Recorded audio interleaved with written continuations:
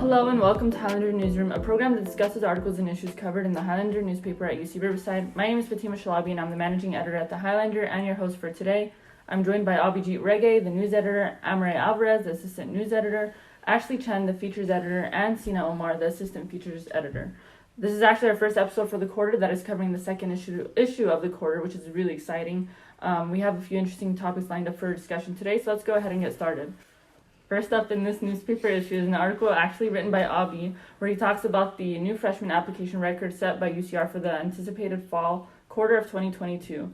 What do you all think this means in contrast to the lower number of applications significantly since 2020 due to the COVID pandemic? Abhi? Yeah, I mean, definitely for that whole part about applications increasing, it's kind of crazy to think about how much the COVID-19 pandemic just kind of impacted, people going to community college, people trying to transfer, which is really, really interesting to think about. But I'm really glad to see that freshman applications have been going up. It means that more people are applying. We're going to have more, hopefully, brighter, better people at this campus who can do a lot more. And yeah, what do you guys think? Like, it's pretty insane to think about how many people are going to apply and how many people are going to get in, right? I mean, UCR is becoming more and more selective. Yeah, like one of my friends that I work with, because I used to be a barista, and I went back over spring break, and she told me about it because she's a senior as well. She was like, yeah, like I got rejected from UCR. I was really surprised. I was like, really? And she was like, yeah, like UCR and SDSU and SLO were the only ones I applied to, and I got rejected to all of them. Oh wow. Yeah, and I was like, oh my God, like I'm so sorry. She was like, it just sucks because like she's gonna be going through a CC, and like she said like for her year, once they like finish their CC classes, like that entire year, they're all gonna be like, applying again, and the same amount of applications are gonna be like that amount. So like, what are you gonna do? Like maybe like reject them again? Mm-hmm. So it's like it's really hard on that class. I feel like. Yeah, I definitely think UCR is becoming a lot more competitive than it once was, and it kind of just shows in the number of applicants that UCR has received. And I think it's especially important, like considering the COVID pandemic. I think a lot, like the numbers dropped in applications just because everything was remote, and people honestly, I think it was more so also an emotional sort of effect, and people just not being motivated to actually go to college during that year just because everything was so intense. I think it's like it goes to show just how taking away that test too, I think it has a lot to do with all the schools went test optional, and all the UCs and all the Ivies, literally none of them required any of the students to take the SAT. So it opened up the whole college application form to a whole new area of people, like kids who didn't do well on tests. They couldn't afford to take the SAT. It's an expensive exam. Like it opened up college admissions to a whole new demographic. And I keep seeing all these TikToks. Like, I feel bad for all these upcoming classes. Like, they're, like, opening up their acceptance letters. And I remember, like, because I'm a freshman, like, this was me last year, thinking back, like, getting into schools, getting rejected. Like, it's not fun. It's not fun to get rejected from, like, your dream schools. But, like, when you get rejected from, like, a safety school, it's painful. Yeah. I keep seeing all these TikToks of kids who are like, wow, I got rejected from UC Merced. And... Yeah. I mean, I think it's good for the school that people want to come here, and we're kind of one of the lower, I guess, tier seen UCs, and also we're newer, so that's also kind of why. I think more people wanting to come here is showing, like, we're kind of proving ourselves. Like, we do have good professors, we have good research. We've been, like, topping lists for, like, best schools, and I know we're the most diverse, so that's also, like, a huge thing for students. It is sad, though, because it makes it more competitive, and I know, like, with the Berkeley having to... reduce their admissions this year, like people were even more nervous. And then I know California too, like we're supposed to focus on admitting like Californian students to our UCs and Cal States, but a lot of international students also apply and out of state, so like that also makes it more challenging. Yeah, so I guess sort of like a thing, because we've kind of shifted into rejection letters, and basically people getting rejected from colleges that they were hoping to attend. So what sort of advice would you give to freshmen as they're trying to find out which college they want to go to, and sort of deciding between the colleges that may have accepted them or those that have rejected them? A lot of things with, I think, college application is a lot of people focus on prestige. Like if your mom doesn't recognize the name of the school, then you can't go here. Mm-hmm. It's like this whole type of deal where if this isn't like the best school ever, if you're not going to Harvard, you shouldn't go to this school.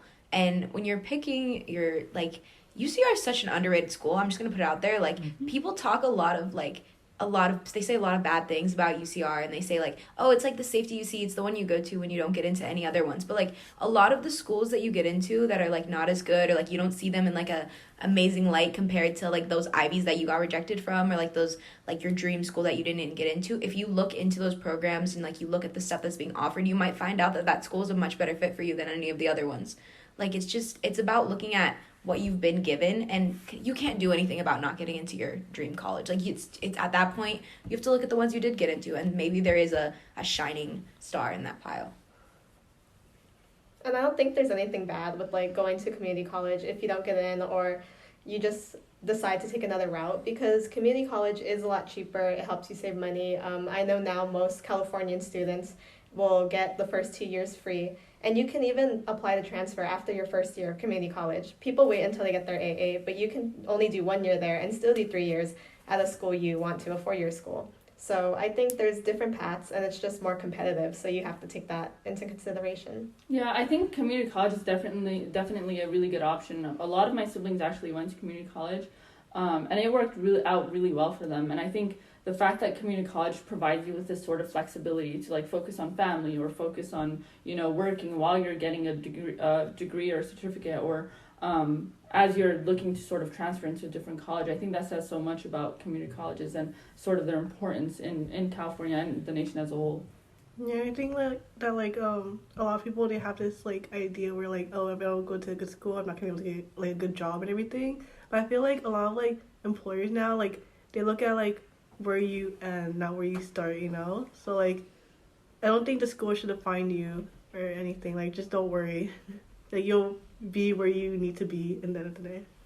Yeah, I think Just that's like work hard. Yeah, that's a really important note. Mm-hmm. And then sort of going into a different section of the issue, one of our staff writers, Elias Alvarez Herrera, wrote a think piece for our radar section where he discusses a situation that transpired in the Oscars event recently between Will Smith and Chris Rock. After Rock made a joke about Smith's wife, Jada Pinkett Smith. Perhaps the statement that best encapsulates Elias's argument is where he says, if a person with a disability of any kind is in attendance at any event, they should not be burdened with concern that their condition will be mocked for the entertainment of others. What were your thoughts and reactions regarding the incident? As a girl, like, even in general, like, I feel like, yeah, comedy is, like, you know, like, trying to make people laugh and stuff, but it goes to, like, a certain point. Like, I feel like you shouldn't bring in, like, the topic of, like, mental health or just anything, like, it's, like, touchy, you know? So, yeah. That is something, though. Women usually are, like, the punchline. So I think it was wrong to comment on her medical condition and just, like, her appearance in general, because you really shouldn't comment or make fun of stuff that people, like, can't change. And this is something she's going through, and she's, like, been open about. I think the way Will Smith handled it could have been better. I think slapping him on TV and then kind of yelling at him was a lot, but I know he's like apologized now. He stepped down from the academy, so he can't attend anymore. But I think it was wrong in general. Yeah, I definitely think the whole situation just escalated way too fast, and that it definitely could have been handled better. I definitely do understand that Chris Rock, in some way or form, kind of deserved to at least have some backlash, but I definitely think using, like, you know, words and more social reaction would have been much more effective than just going up and smacking him, because doing that on live television, especially someone who's, like, as, you know, powerful and well respected as Will Smith, you know, being such a not just a famous actor, but also someone who really, like, prided himself on being, like, a positive image for a lot of people, to go up and do that and kind of just, like, debase himself a little bit. I understand it was defending, you know, the honor of his wife, and as a dude, I can totally understand kind of going that route, because a lot of people can feel that aggression for someone they really care about. But doing that on live television and handling it in that manner, rather than using your words, honestly, if he just would have said, keep your wife's name out of my lullaby mouth, that would have been, I think, just as effective as not just going up and smacking him first, you know? Yeah. Like, I feel like Chris Rock definitely, it was one joke, you know, give him one strike. If you escalated it more, then, okay. Yeah, I totally agree. I think it was not cool at all that he made fun of her like that, especially in front of a large audience, especially because she does have a disability, and I think kind of poking fun at that is really messed up.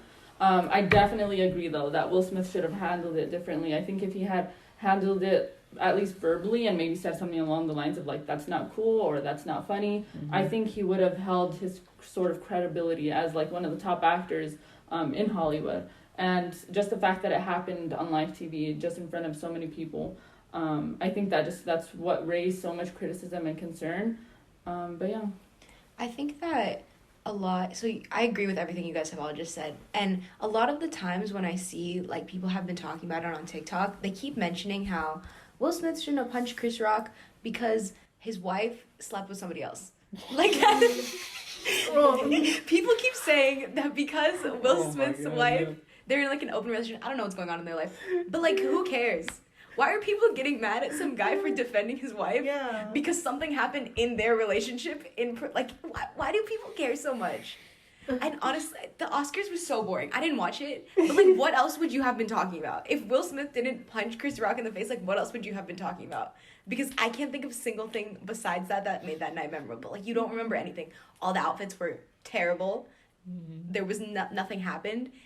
All the movies that won, nobody's ever seen them before. Mm-hmm. The Oscar, like, nothing of substance happened except for that. That's literally all I can recall from the Oscars. Will Smith punching Chris Rock in the face was the most memorable thing of the whole night. I saw, like, the last 30 minutes only because I was just busy and I forgot it was on. But I put it on, and at the very end, he did get, I think, Actor of the Year, Will Smith, and he gave a really, like, powerful speech because it was for his movie King Richard, which is about the lives of Serena and Venus Williams. And he's, like, their father and their coach. And I haven't seen it, but I heard, like, good things about it. And so he won, right? And his speech was very, like, emotional, and he was crying, and he was like, I'm sorry for what I did. And I was confused because I just saw the last 30 minutes. So after that is when everyone started posting, like, guess what? He slapped Chris Rock. So just seeing that, I didn't know what to go off of. Yeah, I do want to give, like, Will Smith some, and not sort of, like, credit. I can't really think of the word for it, but I do, like, understand empathy, I guess. Yeah, empathy. Yeah, I understand where he's coming from, and I think just the fact that it was in front of such a large audience, I mean, globally, I think that's what sort of intensified the situation for him, and I think that's why he reacted the way that he did. I would also like to touch on how he stepped down from the Academy. That bothers me so much.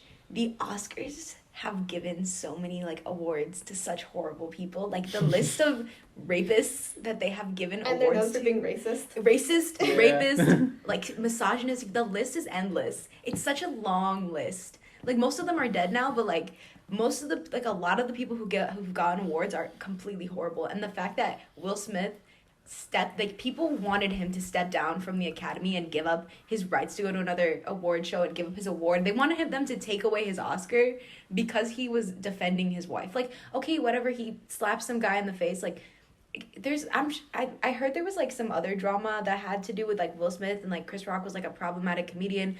I don't want to talk about that because I don't really, like, know much to go off of, but I think just, like, the fact that he stepped down from the Academy really bugs me the wrong way, and I don't want to, like, politicize it, but it's definitely because he's a black man. That's the reason. Step down, if anything. Yeah, if someone's gonna step down, both of them. Mm-hmm. Like, why is one person getting punished for it? Like, I think, like, also, like, if, like, let's say, like, my dad was, like, Will Smith and stuff, like, he would have done the same thing too. Like, it's your loved one, you know. Mm-hmm. So, yeah.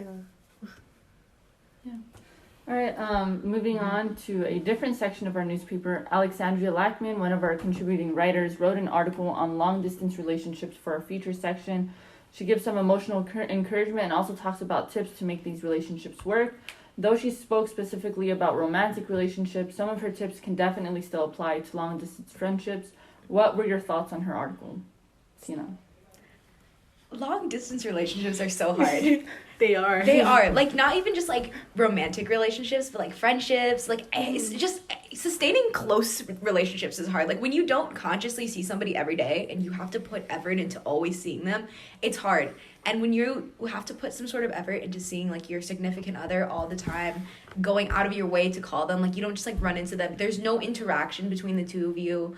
Unless you, like, plan it, you might be in a different time zone. Like, of course you're gonna have some trouble with that. So I think that anybody who is struggling to keep up with their long distance relationships, friendships, family, they should read this article because it is very insightful.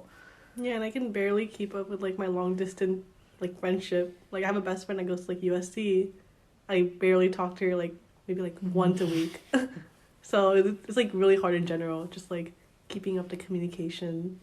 Yeah, I definitely I feel that also because I have so many family and friends that are like either out of state or they live up north, kind of just all spread out. And I think something that kind of as cliche as it might be, social media really helps us keep connections with everyone. Because I mean, I kind of often think about how it might have been before social media, and I was just thinking that it must have been a lot more difficult to sort of keep these relationships more intact, just because we see our friends post, we post as well.